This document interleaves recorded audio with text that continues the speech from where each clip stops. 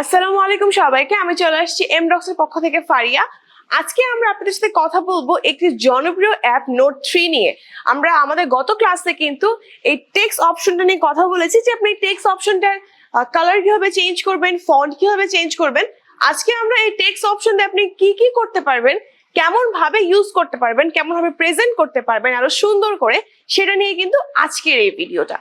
যদি দেখেন গত ভিডিওতে কিন্তু আমরা এই এমডক্স এই ওয়ার্ডটা কিভাবে কালার করতে হবে, কিভাবে ইটালিয়ান স্টাইল নিতে পারবেন, কিভাবে আন্ডারলাইন করতে পারবেন, ব্যাকগ্রাউন্ডের কালার কিভাবে চেঞ্জ করতে পারবেন, সবকিছু কিন্তু আপনাদেরকে দেখিয়েছি। ইনফ্যাক্ট আপনারা কিভাবে এই টেক্সটটা তৈরি করবেন সেটাও কিন্তু আমরা আপনাদেরকে বলেছিলাম। তো এখন আমি চাচ্ছি যে এটা হচ্ছে ব্যাকগ্রাউন্ড কালারটা আমি চেঞ্জ করে দিব, কারণ আমার কাছে ব্যাকগ্রাউন্ড কালারটা বেশি একটা ভালো লাগতেছে না বা ফুটতেছে না বলতে পারেন। তো এই জন্য আমি ব্যাকগ্রাউন্ড কালারটা চেঞ্জ করে দিব। আমি এটাকে রেড অ্যান্ড ব্ল্যাক এর মধ্যে রাখলাম, এটা কম্বিনেশনটা একটু সুন্দর লাগতেছে। এরপরে আমরা এখন এটার অপশন গুলো দেখবো। তো এখানে কিন্তু ডিলিট অপশন আছে, আপনি সেটাকে ডিলিট করে দিতে পারবেন। আপনি চাইলে এটাকে move to top layer, move to bottom layer, move to previous layer, move to next layer. এখানে আমি তিনটা টেক্সট নিয়ে নিয়েছি এন্ড একটা টেক্সটের উপরে আমি একটা টেক্সট বসাচ্ছি। এবার আমি এমডক্স কে চুজ করব, এই বড়টা।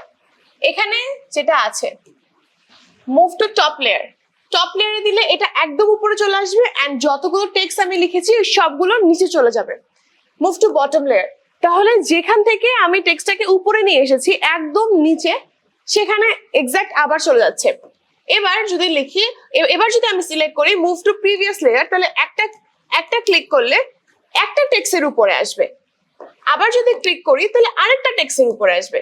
বাট আমি যদি আবার সিলেক্ট করি মুভ টু নেক্সট লেয়ার, তাহলে এটা একটা একটা করে নিচে চলে যাবে।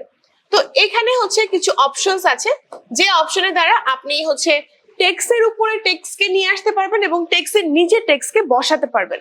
এখানে হচ্ছে একটা ডিফারেন্স আছে, সেই ডিফারেন্সটা হচ্ছে আপনি মুভ টু টপ লেয়ার দিলে একদম উপরে চলে আসবে, মুভ টু বটম লেয়ার দিলে একদম নিচে যাবে।